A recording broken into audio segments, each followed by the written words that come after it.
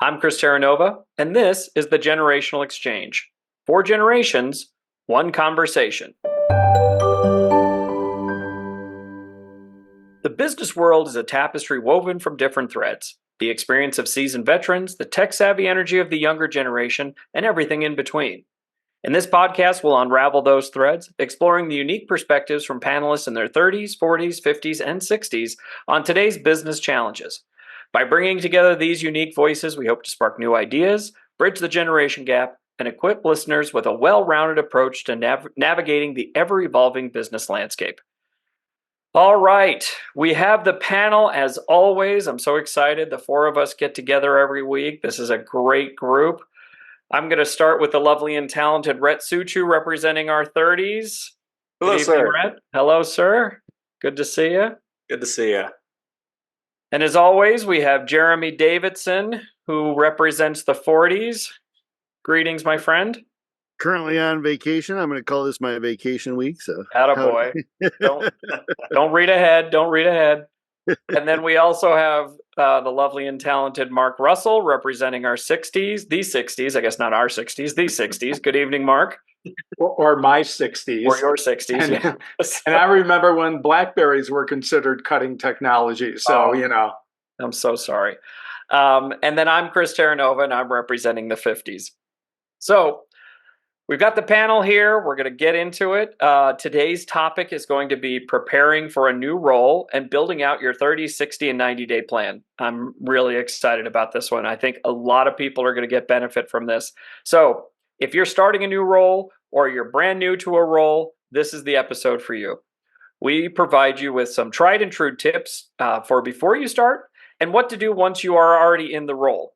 Plus, our dear friend Jeremy Davidson has some exciting news, and he's going to provide his experience as he's preparing to start on a new adventure himself. This is going to be an awesome episode. I am very excited. So let's start the exchange. Yeah, no, it's exciting. Actually, before we get into the big list, we acknowledge the elephant in the room, starting a new role. I mean, it's super cool, right? You go through that period of job searching, whether you're currently employed or laid off, looking for a new opportunity. It's nerve-wracking, it's stressful, it's challenging, and then you get the good news. Hey, I got a new role. It's exciting, it's awesome, it's wonderful, but it's scary too, right? Yeah, often cited as one of the top 3 most stressful activities somebody can uncover. You got a new business to learn, new leaders to impress, right? New team members to build trust with, new goals to hit. And probably a whole slew of new systems that you've got to learn, right? Or at least learn how the new business is using those systems that you might have previously been familiar with. But on day one, you got to put your game face on. You know what you're doing. The company hired you. They got confidence in you. The team is going to love you. At least, that's what I'm going to tell myself when I'm looking in the mirror at 6 o'clock in the morning. I start. Yep. But it's kind of a mixed bag of emotions, right? You're stressed, you're searching, you're trying to find that perfect opportunity. That perfect opportunity comes in. You love the company, you love the leadership, and you're getting ready to start. And oh boy, it starts to sink in, right? We talked about imposter syndrome, we talked about mentoring, we talked about how to score that next promotion. A new role is kind of like getting that next promotion. We'll tie them all together here in the podcast today. So, I don't know, what do you guys take on that? Do you remember the last new opportunity that you started? Did you have some of those pre-stage jitters? Oh my gosh, of course. I think that's normal and natural, right? So to start off with that, I think that's totally appropriate. You can't let it, kind of disable you, but you've got to kind of acknowledge, because before this, you were in a role for a couple of years, and before that, you were in a role for 4 or 5 years. You build a cadence and a culture, and now you're stepping into a brand new role, and you're the new kid on the block. You don't know the cadence, you don't know the culture, right? So it's also a time to adapt and learn. And I'm thrilled for you, of course. I mean, we all are. I think this is going to be a great adventure. I think wherever you go, you're going to knock it out of the park. But even with all your skills and your talents and your degrees and your certifications and everything, I think it's really kind of wonderful that you're being vulnerable and acknowledging that, you've got some pre-start jitters, and I think that's okay. And I think we're going to talk through some things for, the audience to hear about, certainly what you're doing, but some things that you can do to kind of help mitigate that, and then how to get yourself into that cadence. So I think this is just a great topic. I can't wait to hear your thoughts on it. Red or Mark?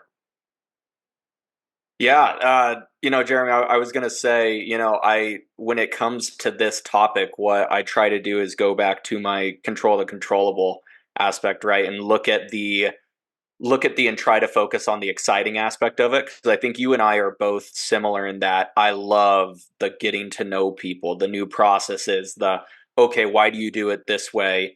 We have Mark's tried and true story about why you cut a ham in half and stick it in an oven a certain way, and how it's just been passed down generation to generation. But plug for the podcast there, by the way. That's a good one. Generations there.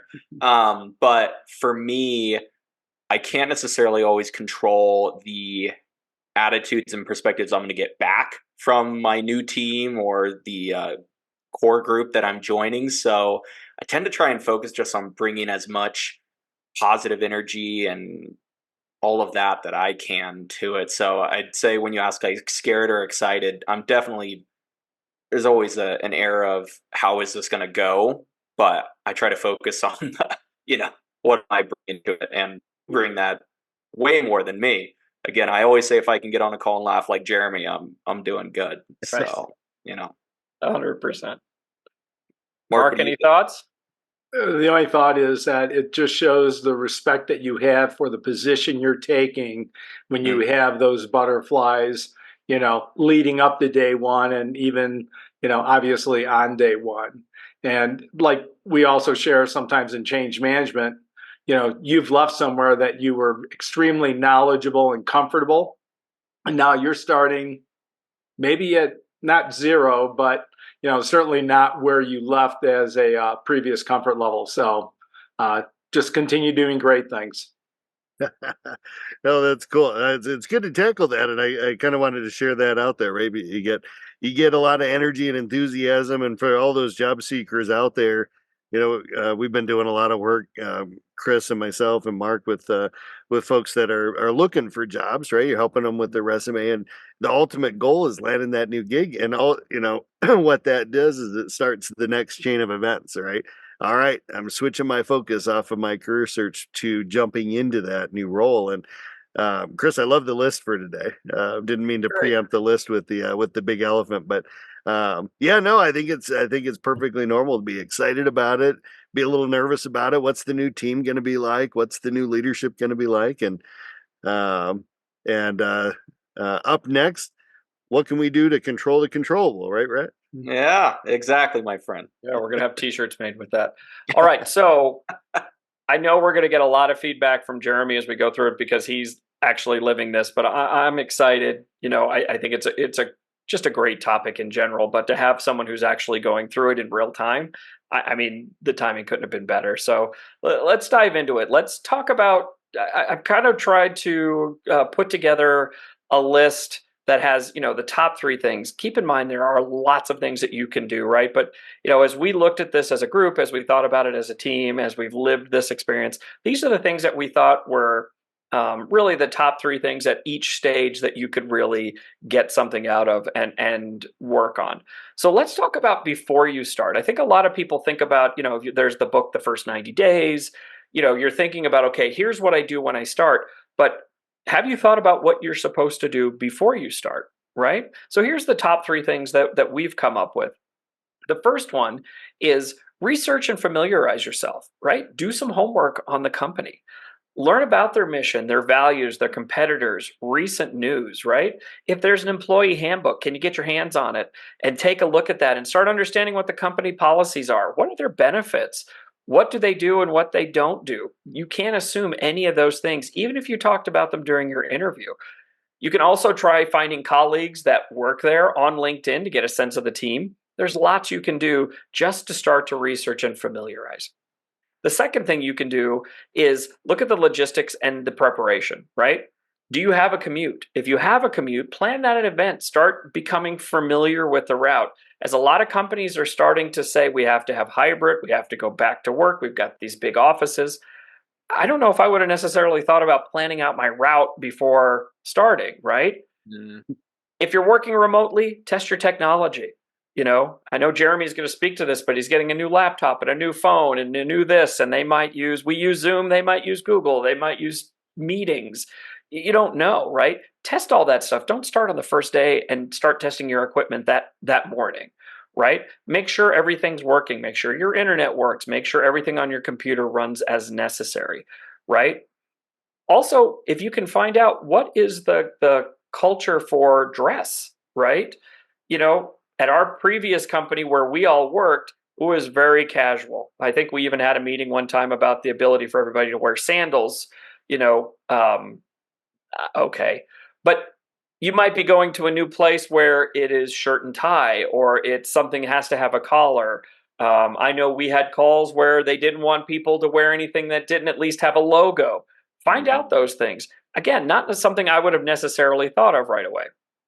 And then the third thing is make sure you're setting yourself up for success.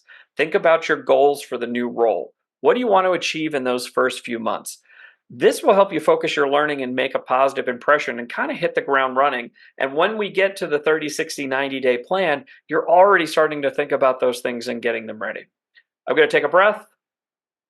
Guys, what do you think? Feel free to comment and jump in there. Well, I'll start with, there are some roles where, and I've had roles where I've hired people where I have asked for a 30, 60, 90-day plan. It's less about being precise, but it was more about understanding what their thought process is. And there are fundamentals that you can start, like working with your new manager and working with your HR business partner to collaborate with you on, okay, what should I be expecting, right? At the same time, show initiative, because if they're not as organized as you are, or you would hope they would be, which I'm assuming is, like in Jeremy's case, extremely detail oriented, Right. then you've got an equal responsibility to say, what can I do to help others after me have a much stronger onboarding process? Now, a lot of times in corporate cultures, you will get your PC, but you may not have your provisioned of all your applications until you actually have that first start date. Companies have to be very cautious on that. So again, just by dialoguing with the HR partner and your manager, you'll be able to set these expectations. But again, putting on that first impression is going to be important. 100%. Red, any thoughts on that? Yeah, Mark, I'm thinking back to our training team days, and with the second you said that, I was like, oh yeah, first day, who has what applications, what's set up, what's not. But anyway, no, and I agree with everything that you guys have said already. I guess the only points I would add to this maybe are, if you can at all, try to you've already done this if you've got the job, right? But you probably understand the market that you're going into, maybe what your company tends to focus on, or are they always pitching the culture and things like that, right? And so again, double check your tech and everything. I can't tell you how many times I'd say off-putting is the word, when you have someone who does a great interview and then maybe they struggle to get up and running, and it may be nothing to do with them, right? It could be their Wi-Fi fell out the one time that it ever has, but it can still be really tough. And so, especially for those of you maybe taking a newer role or something, get a friend who has a laptop and test Google Meetings or something, right? You can do tests before to, hey, how's my bandwidth? How do I sound? Any echoes? Things like that you can do beforehand. Try to set up a rough schedule, I would say, for yourself. And again, be ready for a multitude of different reactions from your team members and the teams that you're joining, so that you can pivot effectively. So, yeah, that's what I'd add to that. Right. I liked Jeremy, I'm sure you've got thoughts. Go ahead, my friend. yeah, I liked Mark's tie in there. One of the things that I always look for in the onboarding process is what's working really well and where are there areas for improvement.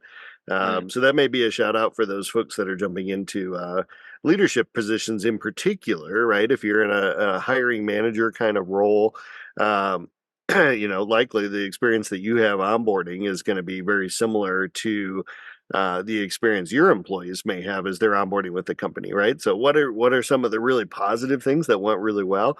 And what are some maybe areas for improvement? It's kind of one of those once in a lifetime opportunities to go through the onboarding process as an employee, um, and look at it from that lens. And Lord knows we've all had those onboarding problems, right? Like, hey, we're lucky if the laptop shows up before the person starts, right? Sure. Yeah. Gone are the days where you get up and you put the shirt and tie on and you walk into an office and you kind of sit there in your cubicle looking around for 2 hours until somebody shows up to you know now somebody's sitting on the other end of a Zoom meeting going, what do I do, right? Like, you got to be prepared for what that onboarding looks like, and it's setting the tone for the company, right? Right. Something I really liked with this company, and it's a I did promise not to share out the company information prior to me starting. But they're a Series A startup, lots of high growth, right? That's perfect. That's what I was looking for. I love scaled processes, but they were doing something unique in the pre-onboarding that I might carry with me. They actually had. They actually have all of their new employees take a industry certification prior to joining the company. Um, and it was a bit of a scramble. I run out and grab all the materials, and the company pays for it. Right in the rear, they pay for the study materials, the test, even give a dollar amount back to the employees, right? Because they're doing it on their own time. All really positive things.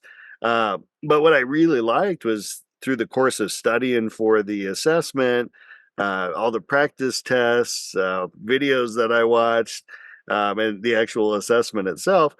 I feel great walking in the door on day one in terms of what they actually do, and folks on my team so actually do on a day-to-day basis, the conversations they're having, the back and forth, the difference between different product lines. And I've never had that experience before in 20 some odd years of actually having kind of a pre-onboarding activity that really ramped you up. And I think the company likely uses it as a bit of a weeding out process too. I'm sure if I had gone through that and realized 3 days in, hey, this isn't going to be for me. This is not what I thought it was going to be. Um, hey, a heck of a lot better to know in advance. But have you guys had that experience before? What are your thoughts on kind of some pre-onboarding activities work from a company? If they're willing to foot the bill for it, does that resonate with you guys? I think it's great because it goes back to what we talked about doing research on the market. Like I know, we're being careful because you haven't officially started yet, but you're kind of switching markets a little bit. I mean, this is not you haven't done this for 25 years, right? So they've kind of built you a pathway to do research, right? Which I think is really impressive. But I think the takeaway from that is whether the company does it or not, what you just said about being able to walk in the door and feeling more confident, there's ways to do that, right? And the nice thing about this company is they've set you on that path for you. And I know you're doing lots of other research besides what they're asking you to do. But again, that is setting yourself up so that you feel confident, you do feel good. I think it's great that they're putting that activity together, but you can kind of build your own pathway to that too. And I think that's, if your company doesn't do that, if you're moving companies or moving industries, you can build your own pathway like that. You don't have to necessarily get certified, but I think you can find opportunities to get yourself more acclimated so that you feel like you're on more level ground, right? Because I think that's what you were saying earlier, is that it is intimidating. You're moving into a new space. You are a leader. You're going to be working with people who already have this innate knowledge, and having that to start at least with a foot forward rather than a foot back, I think is really important. Oh, I thought it was phenomenal. Yeah. And then we'll take a page out of your list up there. Set yourself up for success. Think about the goals. One of the things I did about a week after accepting the offer was reach out to my boss, be the CEO, and ask, hey, is there an opportunity to get together here before we start? And we kind of chit chat a little bit about, what this quarter's priorities are. What's your focus area? Are the things that I can get off your plate in real time, in the near term, right? What can I help you with? Um, and just kind of chit chat about some of that stuff prior to coming in, right? So I have a good understanding of what company priorities are, goals for the year, maybe some things that we can't talk about in the interview process, right? From a P&L standpoint, revenue standpoint, right? Sure. What's really the focus? What are we looking to accomplish here in the next 30, 60, 90 days? Yeah, I think it's great. And, we're going to move here in just a second into the 30, 60, 90 days, right? Which is a lot of people focus on that. I've got the job. Soon as I get started, I'm going to start building that out. But I think what you're pointing out to me really resonates. And I don't think I learned that until I was a little bit older, was to really prepare yourself, right? You're starting something new. Don't, uh, as I always trot out the book, I should start getting a commission for this. What got you here won't get you there, right? Don't just assume because you got the job, you have everything in hand and you're ready to go, right? Get yourself ready. Okay, any other thoughts on pre-activities before we jump into the first 30 days? No, I really love that, Jeremy. That's super cool by that company because it's really solid expectation setting, right? Like you know exactly what they want you to know walking in the door, and then from there, the interview process has tested that you're the right man for the job and to get in there, right? So I love it. I think it's a great start. All right, so you got the job, you've done all your pre-start activities, now you've got your first 30 days. Where do you focus? Again, lots of advice, lots of things you could do, but here are three takeaways I think that fit any job at any point, right? Be a learner. Ask a lot of questions. This is the time to start soaking up that information about your role, the company culture, the team dynamics. Take a lot of notes and don't hesitate to clarify anything that you're not sure about. Ask questions. It's okay, right? They don't expect you to know everything. Yes, they prepared you with your certification. You're still not going to know everything. Ask questions. Be a learner. The second thing is build relationships. Make an effort to connect with all of your colleagues. Introduce yourself. If you're going to an office, have lunch together. If you're not, maybe set up a Zoom happy hour or find out if there is one. Learn about their roles. What does everybody do in the company? We've talked before about understanding the entire ecosystem that we live in, not just the pond that we swim in, right?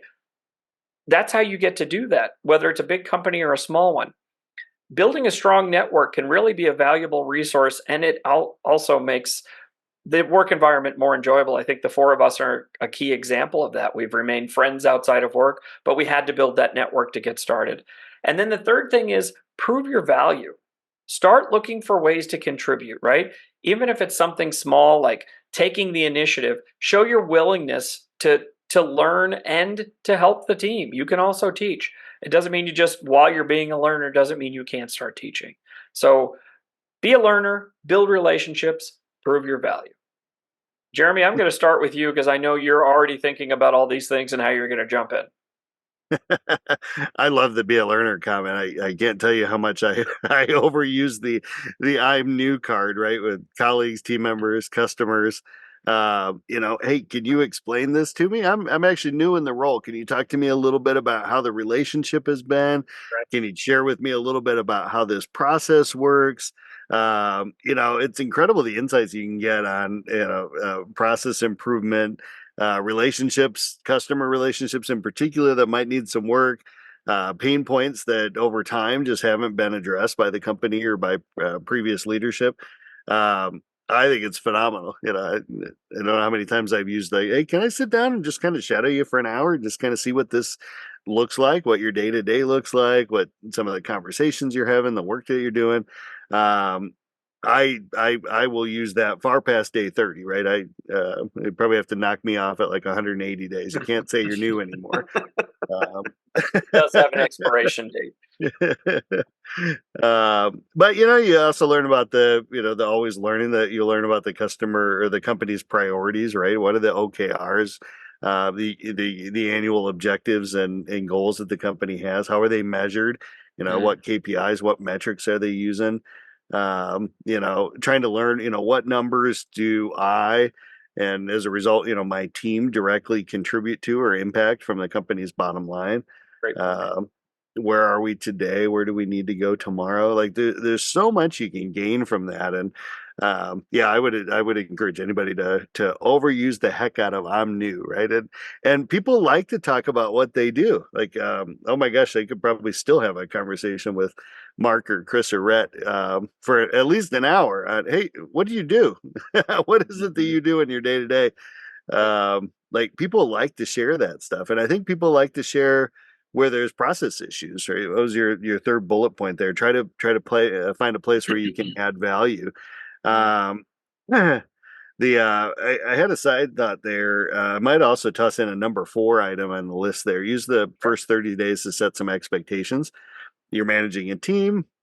What do you expect? At least at a really high level. Understand, ask, what does your leadership expect from you? What's the cadence of communication? What's the schedule look like?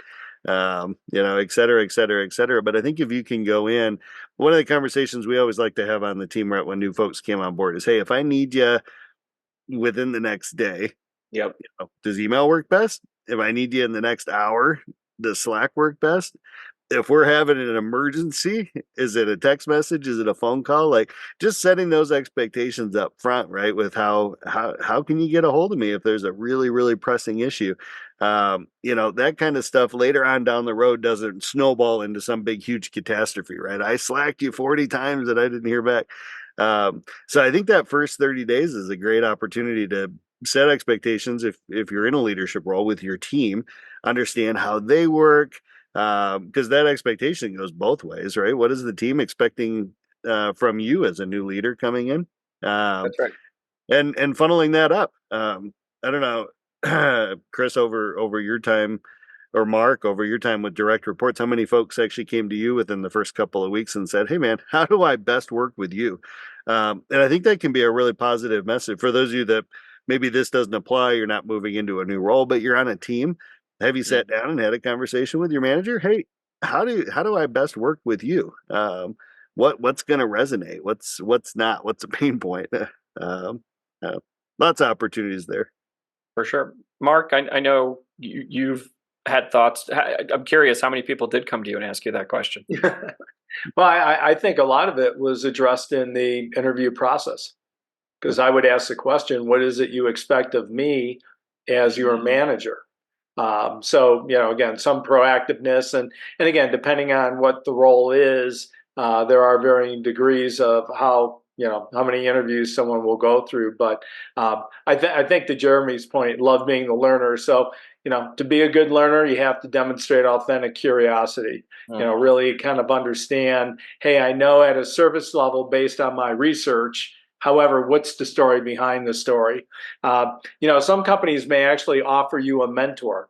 So that's another great way to say, you know what, I'm not going to go to my boss for where do I get more supplies, or if I need this, or how do I fill out this time card, even though it should be part of an onboarding process. But a lot of companies may offer you a mentor to handle some of those day-to-day things. And that's a great way to build that relationship, because most likely they're a peer of yours. I know I had a couple of roles where we did that, and it was great. I think also when you're meeting peer departments or other people from different departments and everything, it's good to maybe consider splitting up the meeting into 2 meetings, because you don't know what you don't know yet. So one of the things, and this was a suggestion as we were improving our onboarding process, years ago, I entrusted everyone with, you know what, you're the next 2 people up. Our expectation is you're going to improve our process. And that was one of the recommendations. Get to the high level information. Say, okay, I'd love to set up another meeting with you, because now in 60 days, I'll hopefully be a little smarter, and I may ask you more relevant questions. I'll have exposure to our customers. I'll have better questions to ask you. So again, it doesn't have to just be that traditional, here's 1 hour, learn everything you need to know about product management and customer support, whatever the departments are. And to Jeremy's last point, I fully agree 1,000%. Understand communication styles. Now, sometimes you may not want to be able to directly ask them, hey, Rhett, how do you communicate? But get that sense, understand how do you want to use different modalities, because certainly if there's a bat phone for issues, is that going to come through on text or Slack or whatever the case is? Brett, anything to add to that? Yeah, no, I can't count how many times I've heard each one of you say I don't want to hear it second.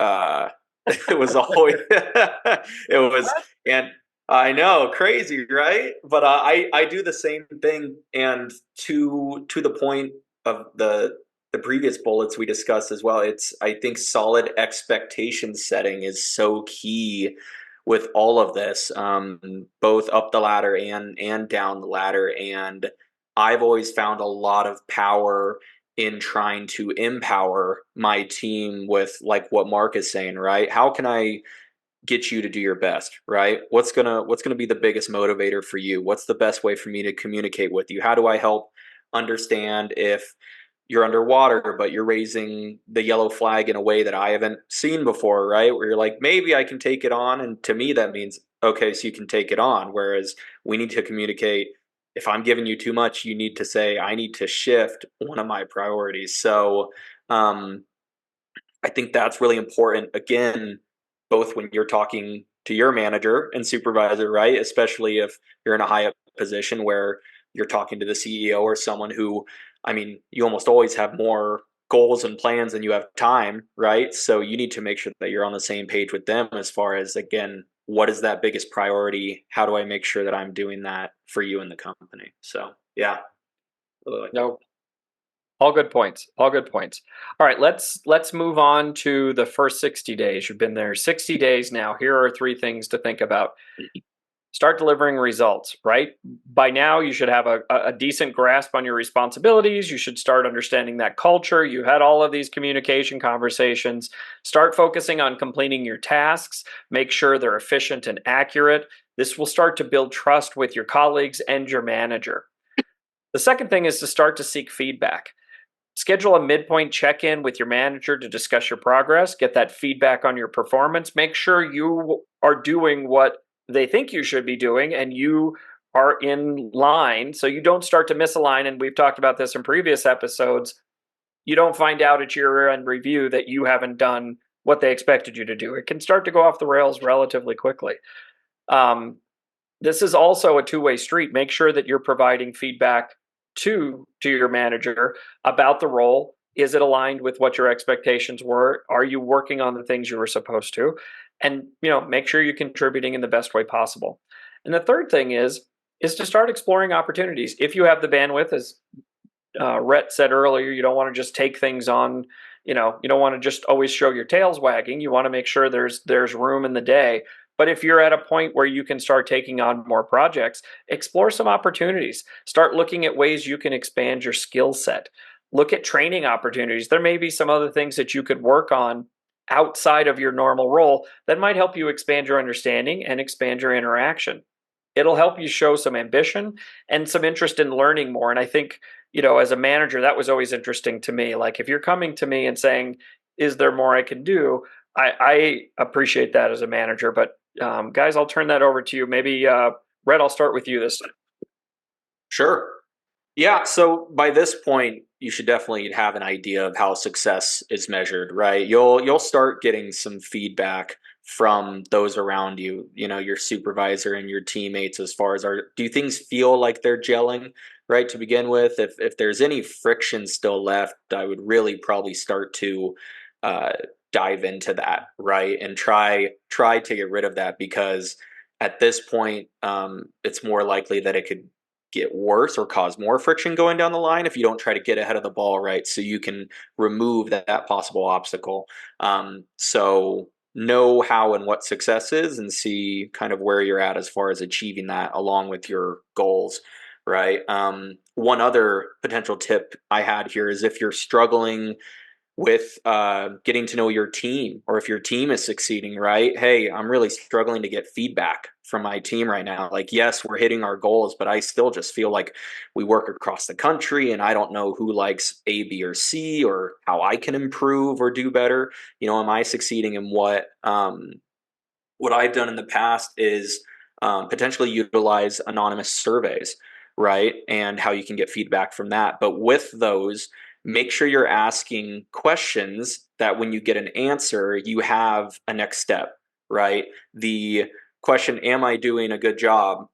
While may tell you that, hey, X% of employees like you, X% don't, whether they answer yes or no to that doesn't necessarily give you a next step on, okay, well, I need to improve on my open communication, or I need to improve on setting more clear goals for the team because they don't understand which direction we're going, right? So that's one of the other things. And yeah, to that final point, if have you explored it all, or have you started to explore? This is probably later on, but any types of certifications or additional education that could really help your team if you guys are lacking that, you're finding that early on. But I would say you're most likely going to discover that in 60, 90 days. But yeah. Great point. Mark, Jeremy, who wants to jump in on that one? So what I was going to say is, after 60 days, it's time for self-assessment and reflection. Are you meeting your goals, as Rhett said?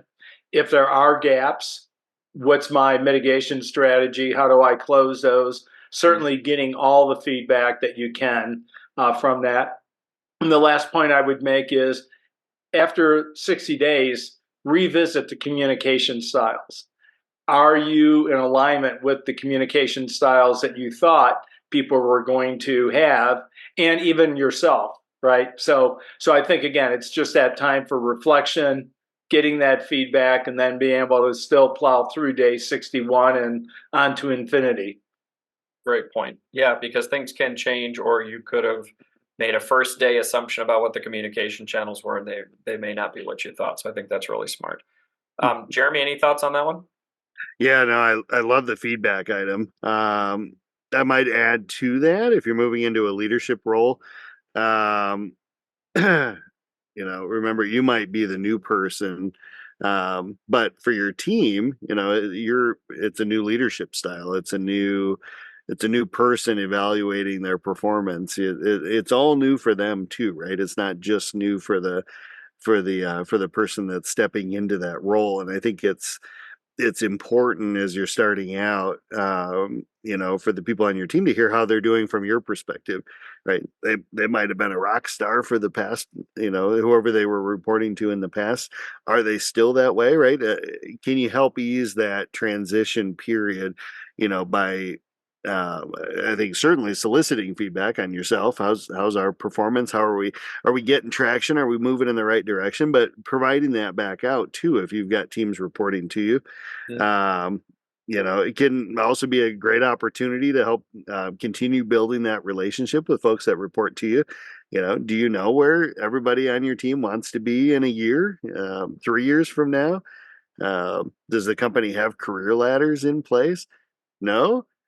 Build them. There's an opportunity for you in the first 30, 60 days, right? Hey, they don't have them. Hey, let's do this with the team. Are you seeing folks that are, in your opinion, as a new person, that are struggling in their role? Start having those conversations today. There's no better time, right? I'm new. Hey, I'm new. Help me understand.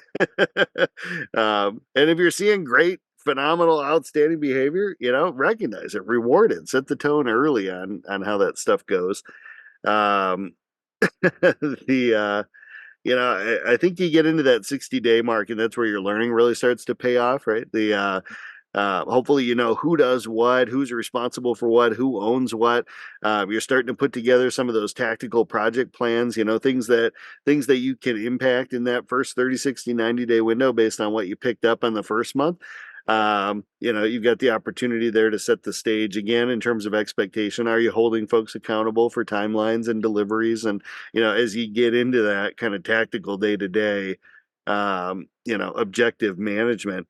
But I think it's also an opportunity for you to, continue to be learning, continue to be listening, continue to be part of those strategic conversations that are happening. I think getting a better view overall of what that big picture, that 100,000-foot strategy and, overarching goal of what you're doing, what your teams are doing, is still invaluable at this point, right? I'd still be listening more than more than I'm contributing in that 30 to 60 day window. I'm surprised that Mark, our resident quote person, did not throw out the Jerry Maguire quote, "Help me help you." Right? I was waiting for it. I didn't hear it. A little disappointed. All right, let's move on to our last section, which is the first 90 days. All right, now you've been there, you've gotten acclimated, you've done all of the things that we've talked about. Now's your opportunity to start to become an expert, right? And by expert, we don't mean you know everything, but you can start to become a go-to person in that area where you are supposed to have an expertise. Make sure you're sharing your knowledge with your colleagues and offer help where needed, and this will begin to start solidifying your value within that team. The second thing to do is to evaluate and adjust. Take some time to reflect on your goals and how well you're progressing on them. Have you hit them? Are you on track to? Do you need to make adjustments? Discuss your long-term goals with your manager and see if there's alignment. We were talking about this earlier. There's always time to reflect and adjust. And then the last thing is to network and collaborate. Look for opportunities to collaborate with colleagues from other departments. This will help you gain a broader perspective of the company. Now that you know your position better, you can really start to absorb. Even if you've done that in that first 30, 60 days, now that you're not maybe drinking from the fire hose quite so much, you'll start to better understand those interconnective tissues and do more with it and start to build those stronger relationships across the organization. Who wants to jump in on that one? Mark? Don't be afraid. All right, I'll go. It is a podcast where we talk, gentlemen. Yeah, here's the audience participation part of the There we program. go, whenever you're ready. So, no, I think, again, on one hand, you said it, Chris, being an expert in 90 days is a bit of a stretch. However, the point is taken that you can demonstrate leadership by being a resource for others, as well as being vulnerable enough to ask for assistance, from those other new colleagues that you have. And that really will help build that trust with them. The second thing is life's a series of evaluation and adjustments. So again, there's always going to be an occasional random event that occurs that, literally, hey, I didn't think of this. Did anyone else think of this? How are we going to address it and try and put quickly a plan together? That's going to show your adaptability and your agility as a part of the organization. And finally, try and understand who your trusted advisors or your allies are going to be. Not everyone, spoiler alert, but not everyone may be on your side. So therefore, it's better to know, okay, who can I trust when I really need that strong feedback, and who are the folks that I may have to adjust my interactions with just to make sure that I'm being, I wouldn't say guarded, but cautious and very thoughtful about what you say, how you say it, so it's not misinterpreted. Jeremy, Red, any thoughts on that? Yeah. I like this one, the 90 days. That's when the fun's kicking in, right? And for those of you that have been following the podcast, the last time I tried to quote somebody, I actually screwed up the two people that I was quoting. So I'm going to read this one. Chris's "What got you here won't get you there" has been resonating with me, and I'm going to credit this one with Parker Eanes. He's the CEO and co-founder of Jump. Posted up there on LinkedIn. One of his cousins, Britton Johnson, was a former pro ball player, and was doing a TEDx talk in Utah on easy and hard. Right, and he says, when things get hard, focus on the easy things that you can control. Maybe this is partly back to Rhett's control the controllable. Hey. But I think for a lot of folks, you get to that 90-day mark, and you can start feeling some weight with a new position, a new role, right? You've got a full understanding of all the stuff that needs to get done. Maybe the rose-colored glasses are off on the new role. And I really like Britton's take on this. He said, it's easy to show up for practice. He says, it's hard to show up to practice 30 minutes early so I can make sure I get a spot on the equipment, right? It's easy to have fast food. It's hard to stick with a nutritionist and a training schedule. And and what he would do is he'd make a list of those different things and the things that he could impact, the little things that he could impact every single day. Maybe like making your bed, right? You've accomplished something the first thing you get up in the morning. And I really like that. So I wanted to shout that out. If you haven't seen that, TEDx, Britton Johnson out of Utah is a great little 15-minute TEDx talk. So I back to the bullet points. I agree with Chris and Mark completely, right? I think trying to setting an expectation for yourself that you're the expert within 3 months, I think is gonna come back and backfire on you.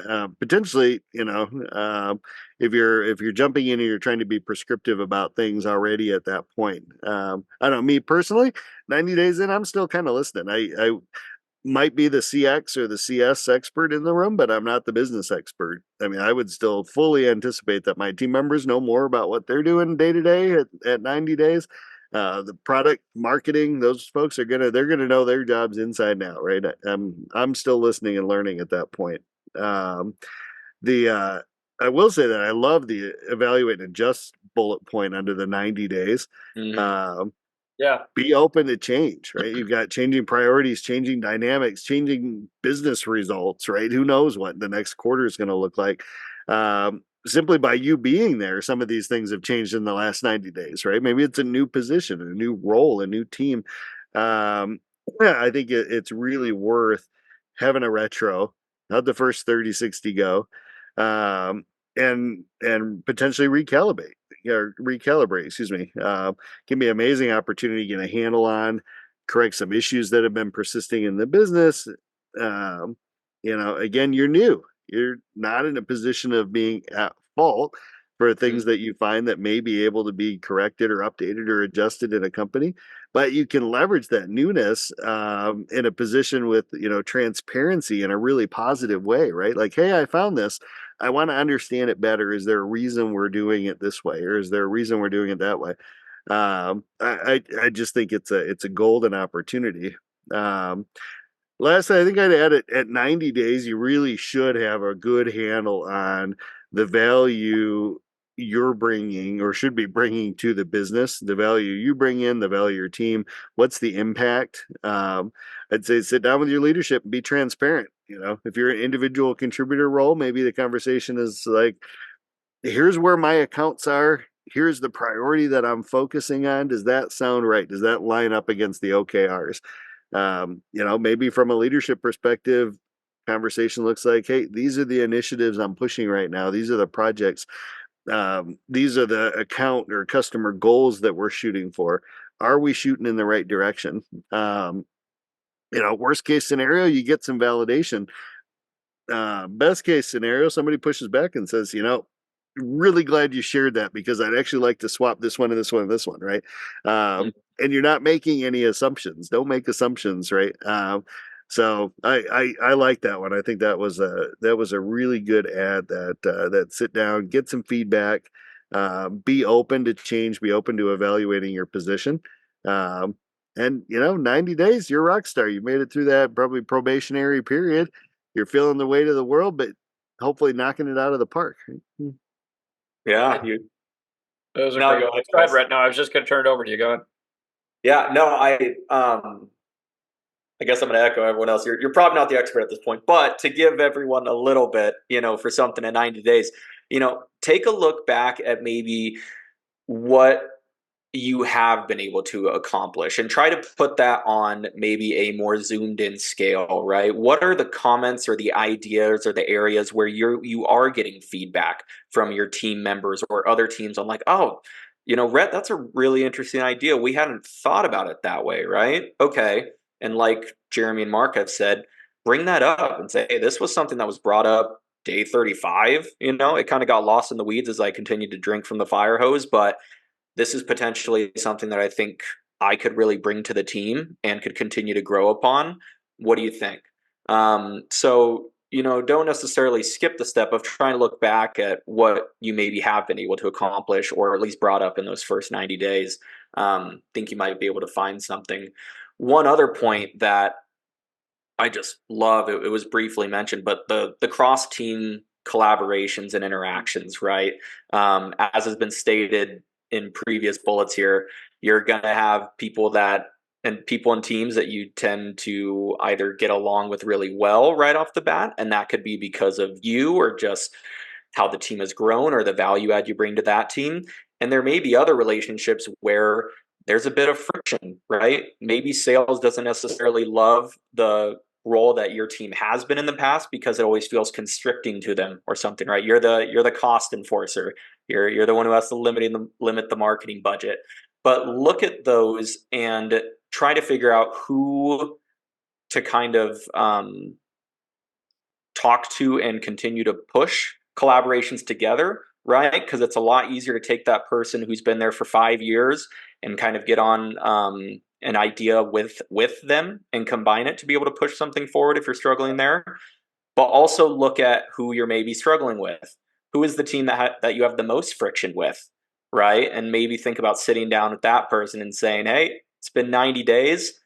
I've learned a lot. I want to continue to learn about what we are struggling with as fellow teams and figure out how we can make it better going forward. So not that you can master those conversations and relationships, but I think you can start pursuing them a little bit more seriously as you're looking at your goals for the year.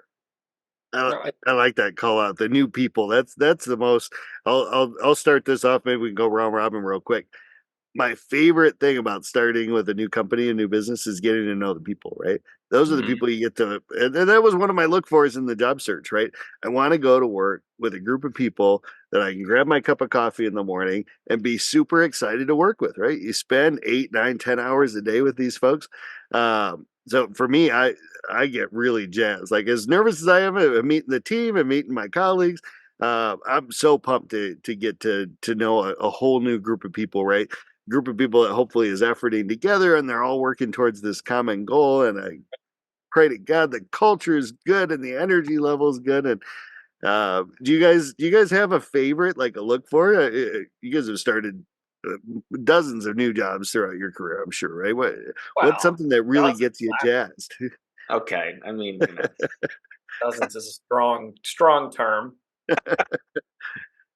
all successful.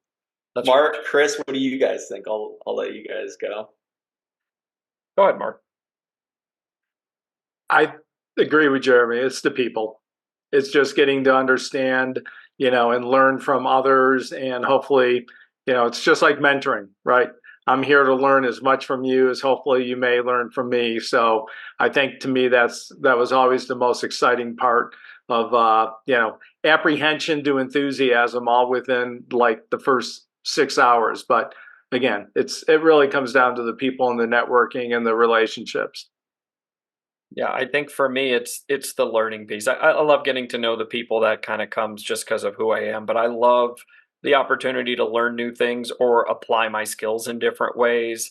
I think that's where it's always exciting is getting to learn something new. I want to be that lifelong learner. I don't want to feel like I've got it all figured out, right? So to me, getting in there, drinking from that fire hose a little bit and learning all those tidbits and it feels uncomfortable until it isn't. And that's one little piece of advice I would say is you feel like the new person until one day you just don't. And it's not like you walk through a door. It's just all of a sudden you stop feeling like the new person and you're part of the group, right? That could happen at 30 days. It could happen at 6 months. But just know that over time you just become part of it. And by communicating, by interacting with people, by learning, by being vulnerable, like we've talked about, you'll become a part of that group, and before you know it, you are part of that culture. Red, any last things to add to that? Yeah, I'd probably say I look for learners, adapters, and positivity.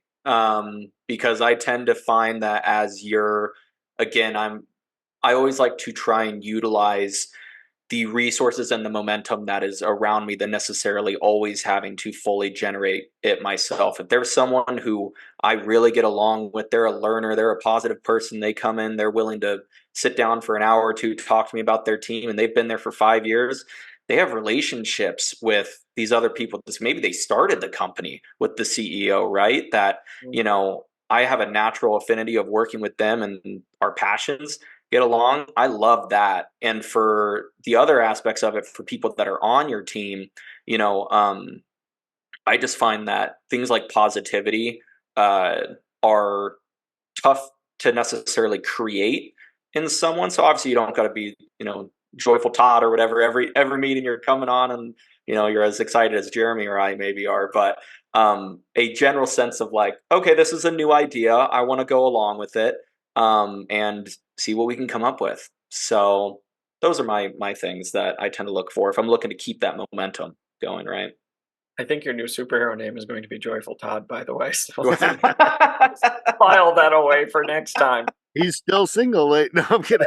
All right, so let's summarize. Let's wrap this up. We're going to do a quick summary. So, top 3 things to do before you start is to research and familiarize yourself, get your logistics and preparation ready, and start to set yourself up for success. During the first 30 days, be a learner, build relationships, and prove your value. The first 60 days, deliver results, seek feedback, and explore opportunities. And in that first 90 days, start to become an expert, evaluate and adjust, and network and collaborate. And one last thing I might do a plug again. I got to start getting paid for these book reviews and plugs. But there's a great book that one of our colleagues at Amplify actually hipped me to, and I hadn't heard of it, but it was so helpful whether you're in the first 90 days or not. But it was really helpful whether it's a new company or a new role. There's a book called The First 90 Days, Proven Strategies for Getting Up to Speed Faster and Smarter. It's by Michael D. Watkins. It's on Amazon. You can get it on your Kindle. It's a really nice book that helps you kind of coalesce your thoughts into these categories. So also, that's part of that learning is don't hesitate or don't be afraid to grab something that can help guide you through. All right. And with that is the end of the podcast. As always, thank you for joining us on this episode of the Generational Exchange. We hope the conversation between our generations have sparked some new ideas and helped you see the business world from fresh perspectives. Don't forget to subscribe for more insightful discussions across the generations. And by the way, when you subscribe, you get the episode automatically every week, so make sure to hit that subscribe button.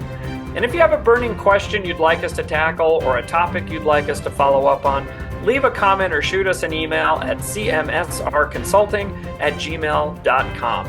Until next week, from all of us at the Generational Exchange, thanks for listening and happy learning!